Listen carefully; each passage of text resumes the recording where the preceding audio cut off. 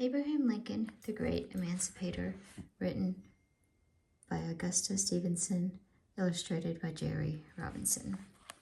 We are on chapter 6. Mr. Lincoln came into the cabin and looked around.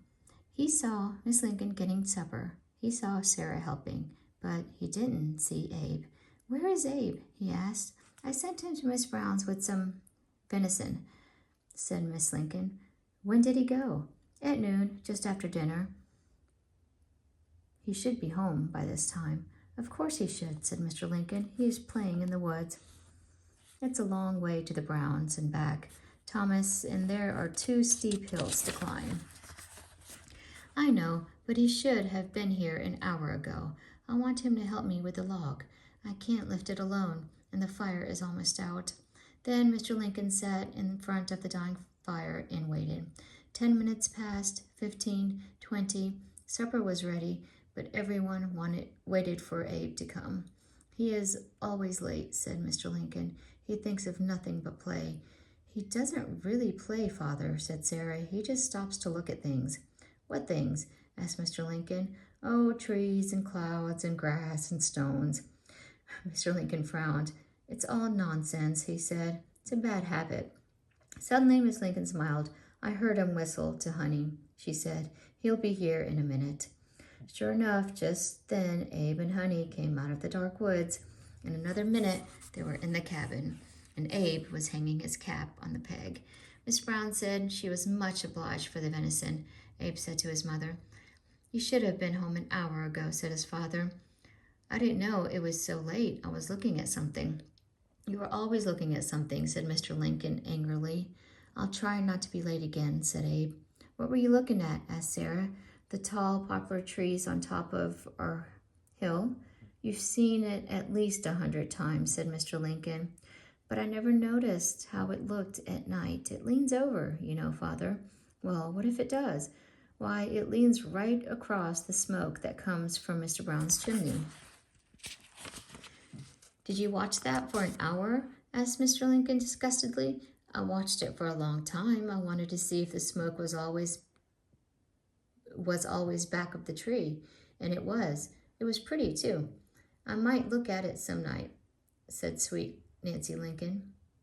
"There's no sense in looking at trees and smoke," said Mr. Lincoln. "You just waste time. And I want you to stop, Abe. I'll come straight home the next time." "Supper is ready," said Miss Lincoln. "No supper till we put another log in the fireplace," said Mr. Lincoln. "Come along, Abe, and help me bring one in the fire." One night, a few weeks later, a neighbor rushed to the Lincoln cabin. He didn't knock. He didn't take off his cap. He didn't speak to Miss Lincoln or Mr. Lincoln. He didn't speak to Sarah or Abe. He didn't tell them why he carried a large water bucket. He didn't say why the bucket was empty. He just stood at the door and shouted, "Fire! Fire! Brown's cabin's on fire!" "I'll be ready in 1 minute," said Mr. Lincoln, jumping to his feet. "So will I," said Abe.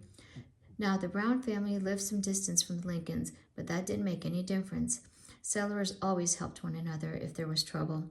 So Mr. Lincoln seized a large bucket, and Miss Lincoln gave him his cap. Abe seized another bucket, and Sarah gave him his cap. Then out ran Mr. Lincoln and the neighbor, and out ran Abe after them. "I want to go too," cried Sarah. "No, Sarah," said Mother.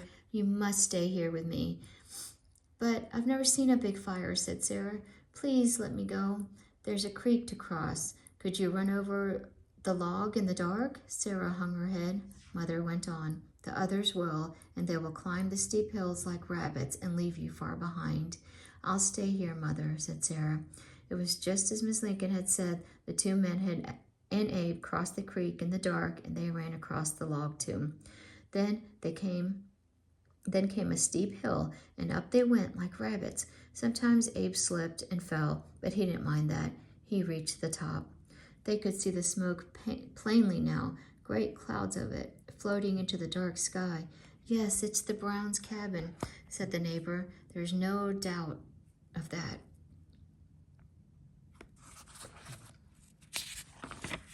"Not a bit," said Mr. Lincoln. "Come on." "Wait," said Abe. "There isn't any use in going further."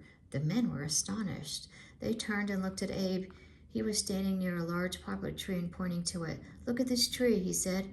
"Did you see any smoke back of it?" "That's nonsense," said Mr. Lincoln. "Stop looking at that tree and come on." "There's no use to go," said Abe. "The Browns' cabin isn't burning. The smoke from their chimney is always just back of this poplar tree. The tree bends over across it. I've seen it the night before." "That is true," said Mr. Lincoln. "He told us about it some time ago." Abe pointed to the smoke. "That smoke is south of this tree," he said. "It's a long way from the Browns' cabin." "Then where is the fire?" asked the neighbor. "Whose cabin is burning?" "Nobody's cabin is burning," said Abe. "That fire is in some woods on Mr. Brown's farm. He must be burning logs." "Oh, I remember now," said the neighbor. "Mr. Brown told me he was going to burn some logs, but I forgot all about it." Then he turned to Abe. "You've saved us a long, hard trip, my boy," he said. Then back down the hill went the two men and Abe. The men were silent. Abe was afraid that his father was angry. At the foot of the hill, the neighbor stopped. "Abe," he said, "how did you know that poplar tree leaned across the smoke from Mr. Brown's chimney?" "I saw it one night, and I watched it so long that I was late for supper," said Abe. "And I scolded him and told him to stop watching things," said Mr. Lincoln. "I see now that I made a mistake."